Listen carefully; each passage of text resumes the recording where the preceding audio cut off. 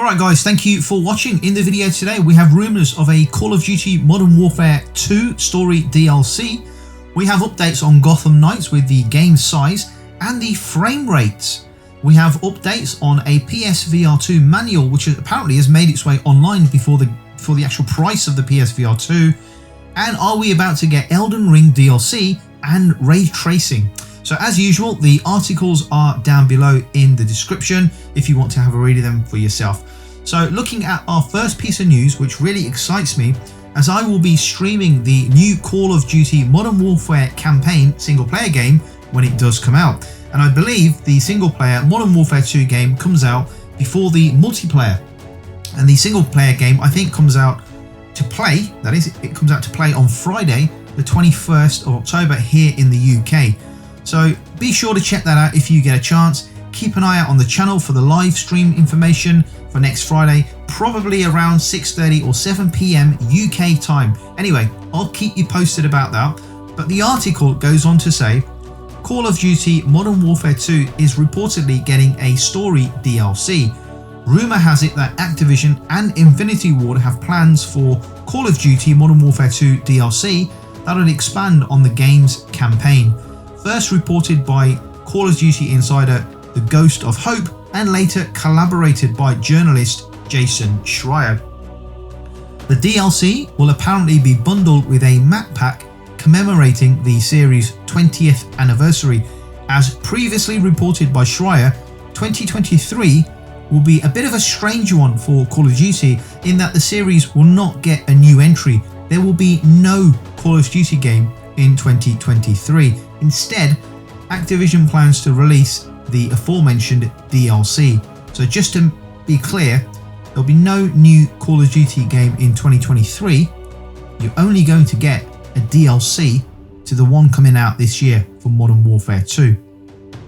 From the sounds of things, this DLC will be quite significant if the Ghost of Hope's previous report is accurate. The map pack apparently, which we are going to get in 2023 in the DLC, will be a kind of like a greatest hits map pack, which will include 2009's Modern Warfare 2 maps alongside classic maps from various Infinity Ward, Treyarch and Sledgehammer Call of Duty titles. It all sounds very exciting to me. I used to be a huge fan of the Call of Duty games up until, I don't know, around 2014, around that time. Then it kind of got a little bit boring and very familiar and stale. Then around 2019 it started to pick up again and the series has been okay since then. So hopefully Modern Warfare 2 will live up to the hype. You can certainly check it out if you are in two minds about buying the game. Check it out on my channel. As I mentioned earlier, I'll be streaming the game on my YouTube channel next Friday evening in the UK and probably into the weekend as well. So moving on, we have information about Gotham Knights. So the PS5 version of Gotham Knights is apparently a 41GB download if you are planning on getting the game digitally. So the download size on the PS5, 41.03GB, and that's according to a trusty PSN backend scrapper PlayStation game size. Thanks to the console's impressive technology, it's a pretty reasonable download by today's standards. In all honesty, I was expecting it to be around the 60 to 70GB range, not 41. That's pretty impressive. Add to that the ability to preload Gotham Knights a day ahead of release, and players can jump right in as soon as their local clock strikes midnight on launch day. According to PSN data, the title and the download size for Gotham Knights is for game version 1.002, and that suggests that there will be a day one patch. But I'm pretty confident everyone expects every game to have a day one patch whenever you buy it. However, unlike previous times, PlayStation Game Size hasn't provided any information about the size of the patch for day one, so just bear that in mind when you do play the game. Gotham Knights director Jeff Eleanor recently said that the game will feature the biggest version of Gotham seen in video games ever, and that is something to get excited about. Our Gotham is a big place, he told Game Informer. I tend to spend a lot of my Zoom calls on the Bat Cycle driving around Gotham. It's one of the fastest and most chilled ways to move around the city. That said, Eleanor made it clear that Gotham isn't massive in size for the sake of it. That sounds great if you're buying the game digitally, but I tend to buy my games physically, so you know, it doesn't really affect me. I'll still get it. I'll have to download it onto the console anyway, but looking forward to that. However, the next bit about Gotham Knights is a little bit strange. Let's talk about it. So Warner Brothers Interactive Entertainment has confirmed Gotham Knights frame rate on PS5 and Xbox Series X and S will be locked at 30 frames per second. Really hacking off quite a lot of gamers.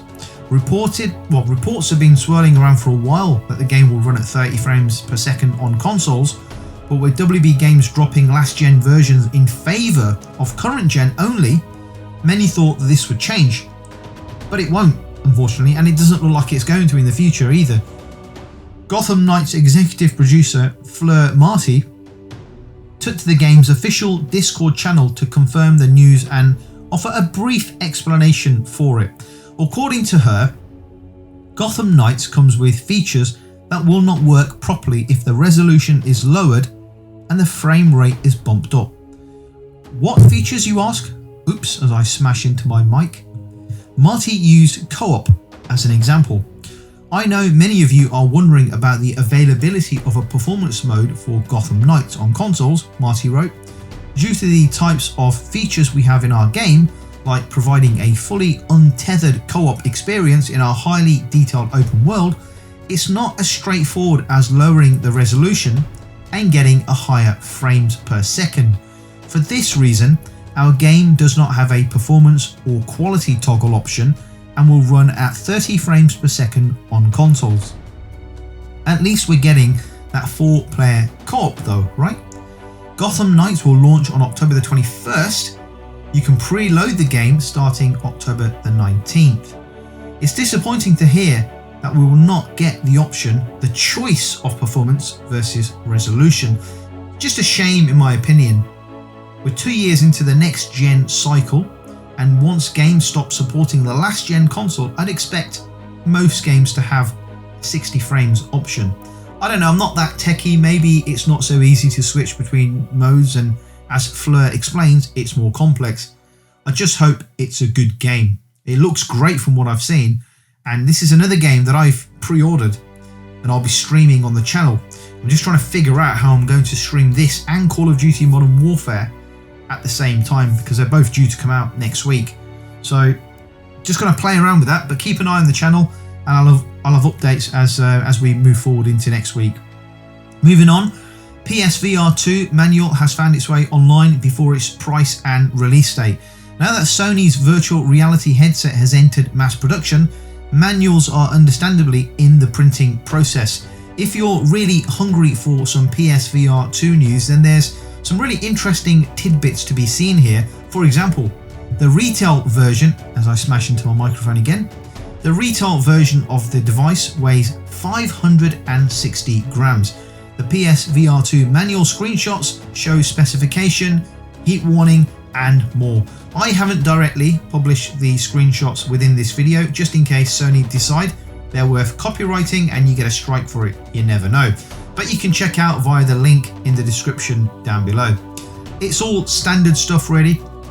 Your play area needs to have a proper ventilation for the system to run and function correctly. Sony warns that if you use the headset in hot areas or somehow block the vent, a heat warning message will be displayed and the device will go wonky. And of course, don't block the attachment sensor because that will cause the screen to stay powered on even if you remove the VR headset, causing a screen burn. Very interesting stuff indeed. And as I mentioned in one of my earlier videos, we're getting more and more PSVR info drop every single week. So yeah, let's keep it coming. Let's keep the hype going, because once we get past God of War and past Christmas into next year, we're going to be looking forward to PSVR, and this is what everyone's going to be talking about. Moving on, Elden Ring DLC and ray tracing could be on the cards, according to data miners. So data miners have been busy poking around in Elden Ring update 1.07 the last couple of days, and they found evidence to suggest that From Software is looking to add DLC to its critically acclaimed fantasy RPG. Lance McDonald and Twitter user Senoi Tante have come up with strings that mention DLC, indicating new content is on the way for Elden Ring. This content seems to take the form of new maps, customization options, and even ray tracing support. In addition, Senoi Tante uncovered new hairstyles for the player character, which were also flagged as DLC. Publisher Bandai Namco revealed back in August that Elden Ring's shipments and digital sales had surpassed 16.6 million worldwide. Furthermore, a month earlier it was confirmed that Elden Ring claimed a position in the top 10 US best-selling premium game of all time, a testament to its success as it hadn't even been in stores for 6 months at the time. Incredible sales figures for Elden Ring. Okay guys, that's going to do it for the video. Thank you for watching. On your way out, do me a favour, hit the subscribe button, leave a like on the video, and hit the bell notification icon, and I'll catch you on the next video.